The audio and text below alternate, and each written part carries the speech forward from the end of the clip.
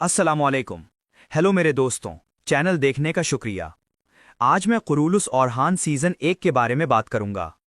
अस्सलाम वालेकुम नाजरीन। इस एपिसोड के आगाज में हम देखते हैं काई कबीले के सरदारी खेमे में खलील उरहान साहब का हाथ चूमते हुए कहता है, मुबारक हो हजूर। और फिर उस्मान साहब कहते, ए मेरे बेटे, मेरी बात सुनो। अब से नाराजगी हमारे लिए और हमें मनाने का काम तुम्हारे लिए है। गलतियां हमारे लिए, उनकी इस्लाह तुम्हारे लिए। टूटना हमारे लिए है और हमें समेटना तुम्हारी जिम्मेदारी है। तो उरहान साहब कहते, अगर मैं अपनी बात से पीछे हटूं तो मट्टी मेरे खून से सैराब हो जाए। उस्मान साहब कहते, अब से तलवार आपके पास है उरहान साहब।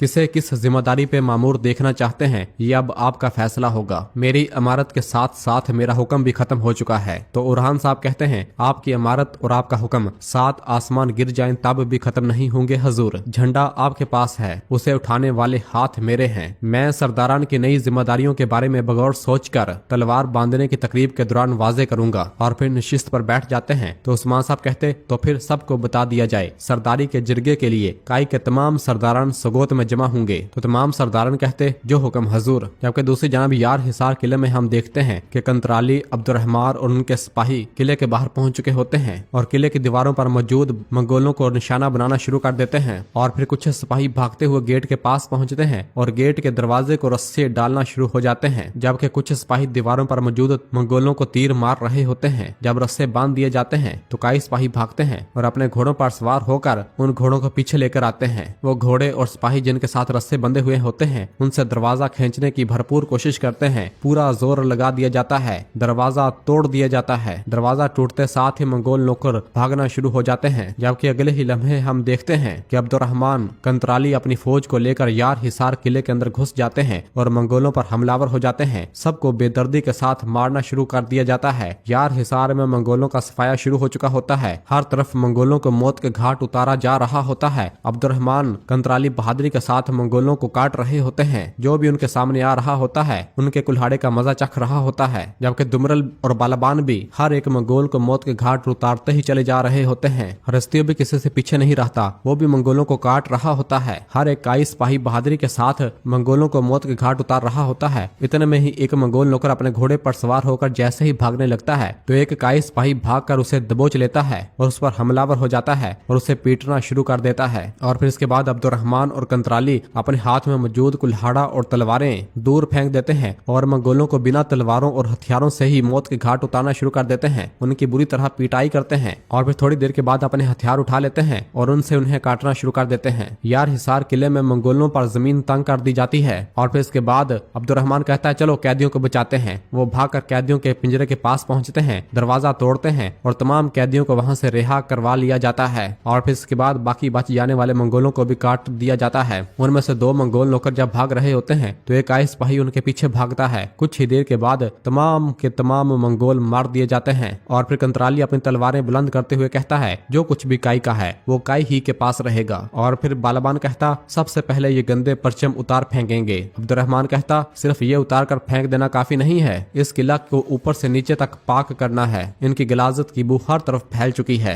इसी दौरान एक काई सिपाही 2 भागने वाले मंगोल नौकरों को पकड़कर किले के अंदर लेकर आता है और आकर बताता है, ये दोनों भागते हुए मेरे हाथ आए हैं। दुमरल कहता, इन्हें खत्म कर दो। वो काई सिपाही जैसे ही अपनी तलवार से उन्हें मौत के घाट उतारने लगता है तो अब्दुर्रहमान कहता, रुक जाओ, ये अपने मालिक को खबर पहुंचाएंगे। और फिर उनके पास बैठ जाता है और कहता है, तुम तैमूरताश के पास जाओगे और उसे सब कुछ बताओगे और कहना, काई अपने साथ की गई ज्यादती कभी नहीं भूलता, जाओ निकल जाओ। इसके बाद उन मंगोलों को छोड़ दिया जाता है और वो वहां से भाग पड़ते हैं और तमाम पीछे से काई सिपाही बहुत खुश हो रहे होते हैं। और फिर एक सिपाही कहता, जब तैमूरताश को हकीकत मालूम होगी वो होश खो बैठेगा। बालाबान कहता, हाँ वो खो बैठेगा, आओ अपनी फतह का जश्न मनाएं। और अल्लाह अकबर का नारा बुलंद करता है तो तमाम सिपाही भी अल्लाह अकबर के फलाग शिगाफ नारे बुलंद करते हैं।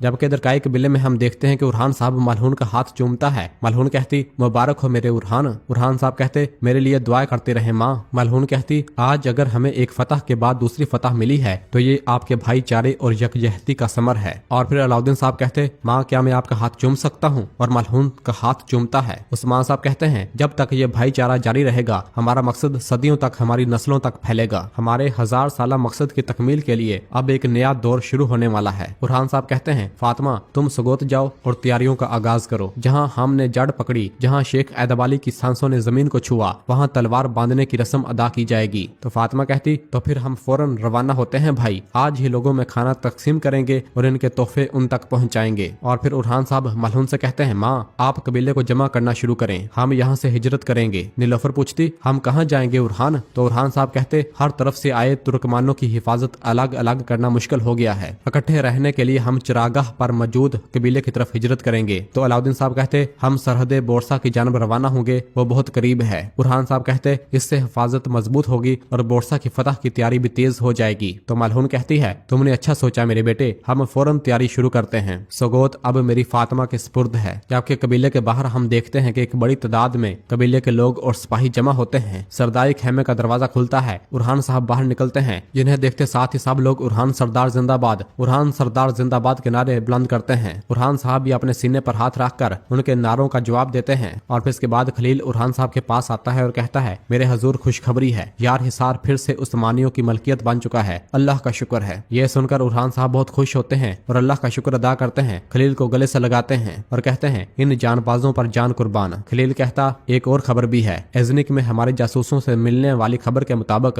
एजनिक का हाकम महसूल की तैयारियां शुरू कर चुका है। उरहान साहब कहते, करनी भी चाहिए, तुम भी अपनी तैयारियां मुकम्मल रखो खलील, अब हमने आग की कमीज पहन रखी है। जबकि इस दौरान नीलोफर अपने घोड़े पर सवार हुए कबीले से रवाना हो रही होती है और उरहान साहब उसे जाता हुआ देखते हैं। जबकि दूसरी जानब यार हिसार किले की बुलंदी पर मौजूद अब्दुर्रहमान कह रहा होता है, सुन लो एक काफरों के झुंड, क्या काई की जमीन लेना इतना आसान था? हाँ? तो बालाबान कहता है, चिल्लाते रहो, तुम मंगोलों को यहाँ खींच लाओगे। अब्दुर्रहमान कहता, काश वो आ जाएं, एक एक करके निमटने की बजाय हम सबको एक साथ तहबाला कर देंगे। कंतराली कहता है, मंगोलों का जिक्र करना बंद करो, परचम किसके पास है, उसे गाड़ दो। जिन्होंने अब्दुर्रहमान की आवाज नहीं सुनी उन्हें भी मालूम हो जाए, उन्हें दिखा दो कि यार हिसार काई की मलकियत है। तो अब्दुर्रहमान कहता, मैं हमेशा इसे अपने साथ रखता हूँ। और अब्दुर्रहमान अपने सीने से काई परचम निकालता है और फिर उसे चूमता है और फिर इसके बाद मंगोल परचम को दीवार से उतार कर नीचे फेंक देता है। दुमरल कहता, इस परचम के साए तले लोग सुकून से जिंदगी गुजारेंगे इंशाल्लाह। सब कहते हैं इंशाल्लाह। और फिर इस तरह काई परचम यार हिसार किले पर लटका दिया जाता है। बाकी मंगोल परचमों को भी उतार दिया जाता है, हर जगह काई परचम लहरा दिए जाते हैं और फिर सब सिपाही अल्लाह अकबर के फ्लग शिगाफ नारे बुलंद करते हैं। जबकि दूसरी जानब जंगल में नीलोफर खातून एक जगह पर मौजूद होती है और कुछ सोच विचार में मुब्तला होती है। इस दौरान वो पीछे पलट कर देखती है, उरहान साहब वहाँ मौजूद होते हैं, जिसे देखकर नीलोफर कहती, उरहान कब से यहाँ खड़े हो? उरहान साहब कहते, अगर तुम चाहो तो मैं चला जाता हूँ। नीलोफर कहती, मत जाओ। और फिर उरहान साहब नीलोफर के पास आते हैं और उसे इस तरह परेशान देखकर कहते हैं, तुम्हें क्या हुआ है? नीलोफर अपनी नजरें चुरा रही होती है तो उरहान साहब कहते, मेरे दिल की सुल्ताना,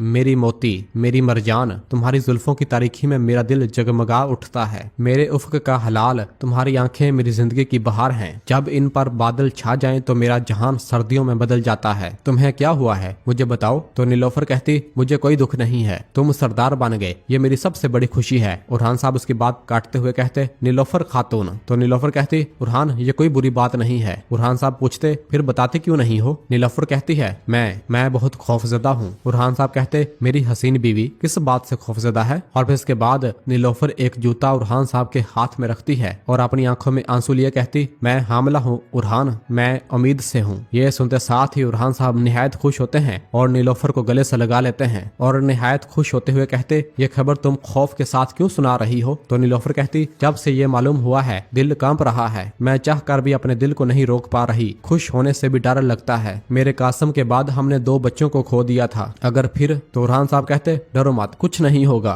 देखो आज मैंने अपनी मंजिल पाली है। नीलोफर कहती, यकीनन तुमने पाली, मुझे कभी शक नहीं था। उरहान साहब कहते, तुम्हें भी कोई शक नहीं रखना चाहिए, डरो नहीं, कुछ बुरा नहीं होगा। अल्लाह ने हमारा दर्द देखा और हमें इनाम दिया है, इसने हमारी दुआएं कबूल की हैं। तुम वो साया हो जिसने मुझे इस मुकाम तक पहुंचाया, तुम ही मेरा असल खानदान हो। हम अपने बच्चे की अच्छी परवरिश करेंगे, हमारी ख्वाहिश और बढ़ जाएगी। और उरहान साहब नीलोफर को गले से लगा लेते हैं और दोनों निहायत खुश होते हैं।